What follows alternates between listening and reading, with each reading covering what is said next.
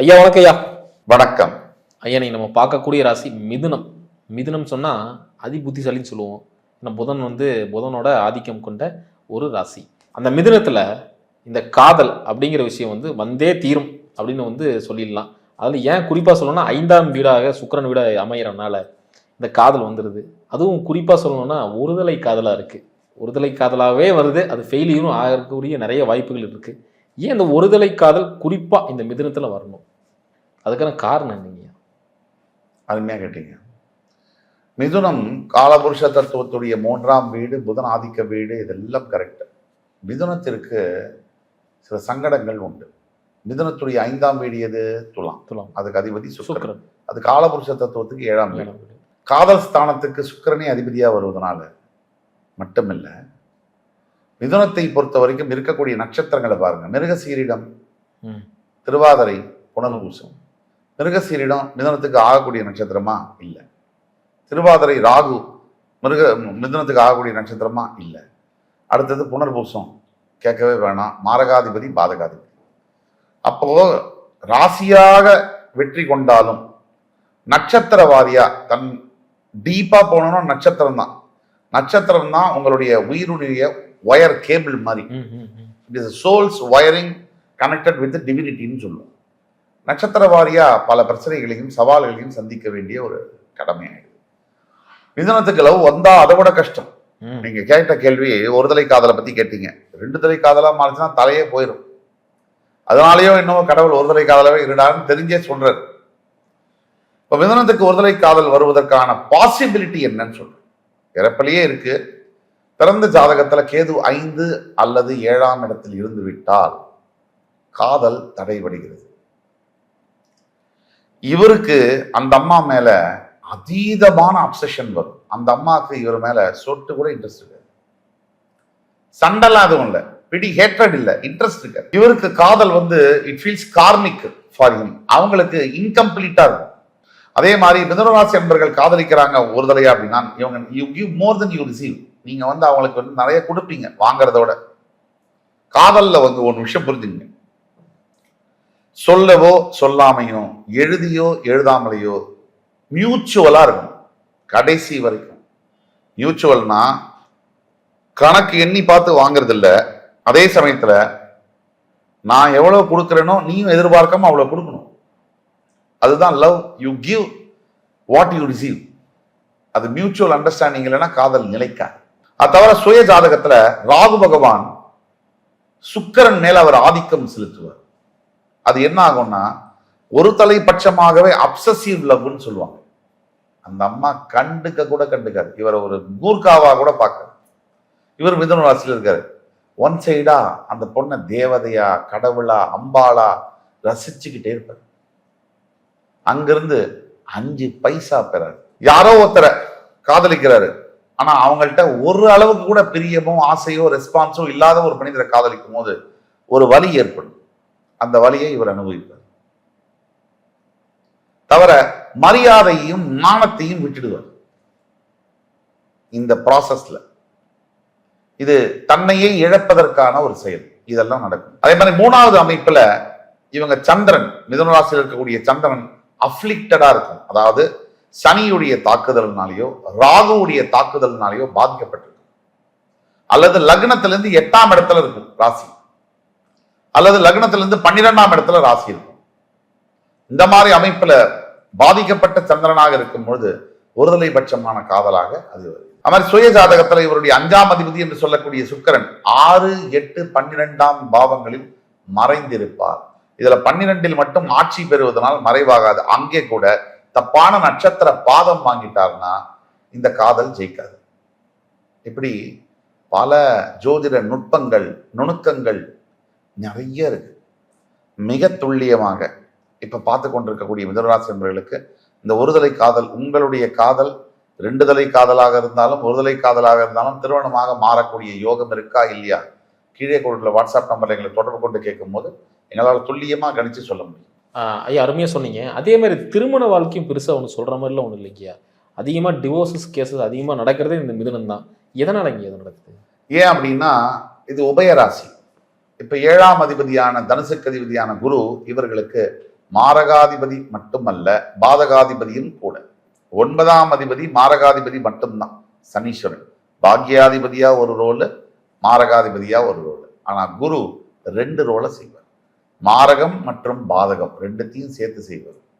இன்னைக்கு காலகட்டத்தில் ஒரு ஆண் மகனுக்கு கல்யாணம் பண்றதுங்கிறது நம்ம ரெண்டுமே அவனுக்கு சேர்த்து செய்யற மாதிரி தான். மாரகத்தையும் சேர்த்து செய்யற மாதிரி தான், பாதகத்தையும் சேர்த்து செய்யற மாதிரி தான். நடைமுறையில் அப்படிதான் இருக்கு. ஏன்னா வரக்கூடிய பெண்ணுடைய எதிர்பார்ப்பு என்பது மாறுபட்டு, கல்யாணம் ஆகிறதுக்கு முன்னாடி அப்பா அம்மா வெளியில போகணும், எனக்கு பிடிச்ச டிஷ்ஷை நீ சமைக்கணும், துணியை துவச்சி போடணும், கால் அமைக்கி விடணும், உன் வேலைக்கு போய் சம்பாதிச்சு கொடுக்கணும், ஏடிஎம் கார்டு எங்கிட்ட இருக்கணும், நான் எப்படி வேணும் ஃப்ரீயா இருப்பேன். நான் பெண்களுக்கு எதிராவோ ஆண்களுக்கு சப்போர்ட்டிவாவோ பேசுறேன், நடைமுறை உண்மையை பேசுறேன்.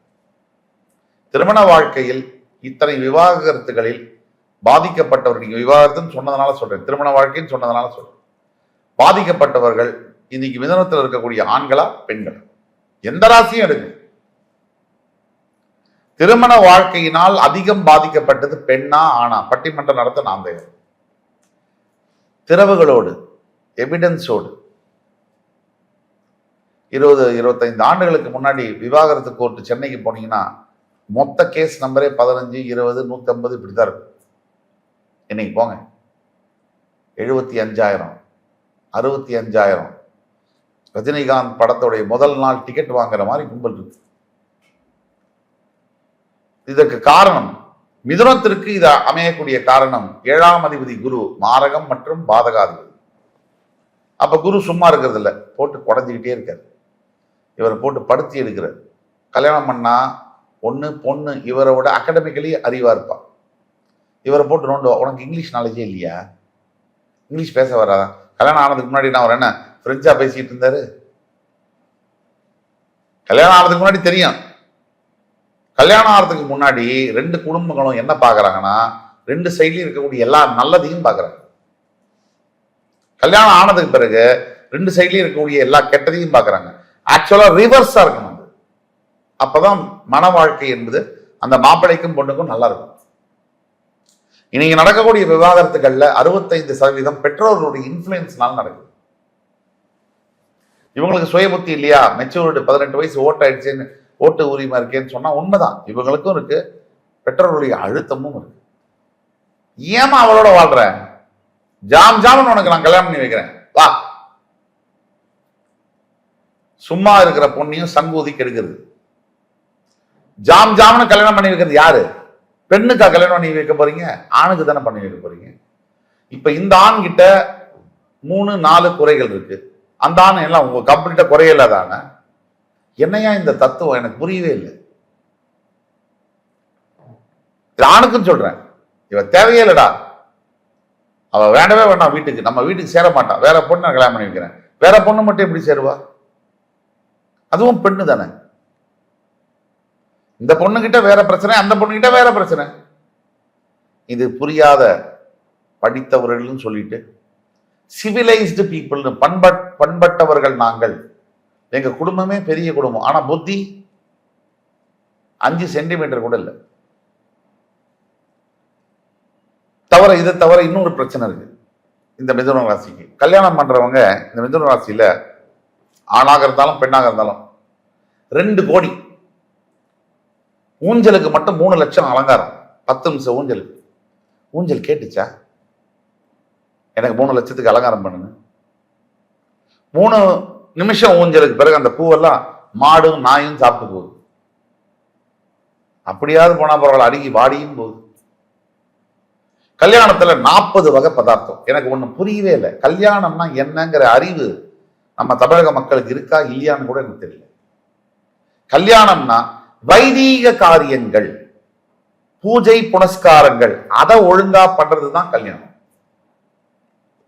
நான் யாருன்னு கெத்து காமிக்கிற பாக்ஸிங் கிரவுண்ட் இல்ல கல்யாணம். வரட்டு கௌரவத்துக்காக 40 வகை.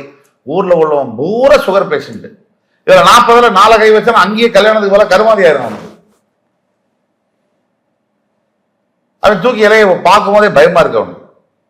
சாப்பிட்டா ஏதாவது சொல்லுவானோ, கொண்டாட்டி பார்க்கறாளோ, கொமட்டில் குத்துவாளே. இப்படி கல்யாணம் எப்படி செய்யணும்னா, எந்த ஒரு இதுவும் இல்லாம ஒரு கோவில்ல திருமணம் பண்ணி அழகா ஒரு ஹோட்டல்ல கூட்டிட்டு போய் ஒரு சாப்பாடு ஒரு 50 பேர் 100 பேருக்கு வாங்கி நெருக்கமானவங்களை கூப்பிட்டு முடிச்சிடணும். இன்னைக்கு அப்படி இல்லை, விளம்பரமா இருக்கு கல்யாணம். Backdrop, music band, chairs.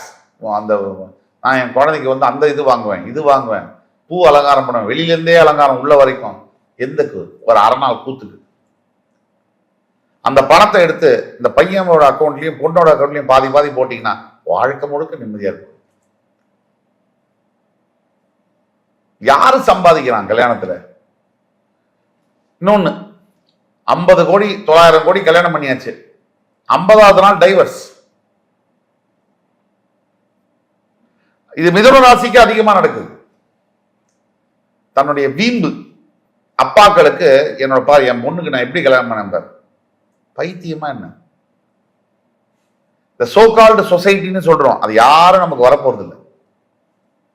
அப்போ மிதுனத்துக்கு என்ன பிரச்சனைன்னா படாடோபம், ஆடம்பரம், இதெல்லாம் பிரச்சனை. ஆல்ரெடி கல்யாண ஸ்தானங்கள் வீக்கா இருக்கு. நீ 50 கோடிக்கு கல்யாணம் பண்ணிட்டு சேரலையே கோர்ட்டுக்கு போகாம அவன்கிட்ட சண்டை போட்டு பிரயோஜனம். மிதுனத்துக்கு பொறுத்த வரைக்கும் எப்பவுமே இந்த ஒன் சைடட் லவ் அப்படிங்கிறது நம்ம பத்தி பேசணும், நிறைய பேசியிருக்கோம்.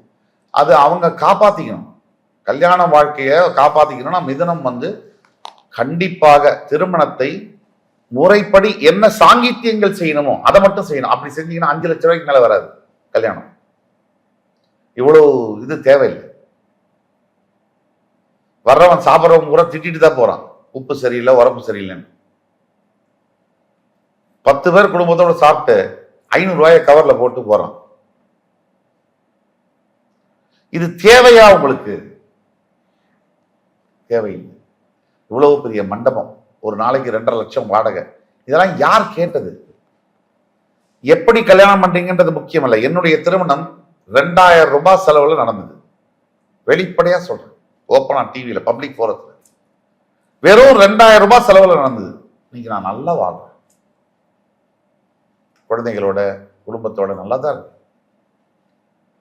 அப்ப எவ்வளவு செலவழிச்சு திருமணம் பண்றீங்க அப்படிங்கிறது முக்கியம் இல்லை, திருமணம் பண்ணதுக்கு அப்புறம் எப்படி வாழறீங்கன்றது தான் முக்கியம்.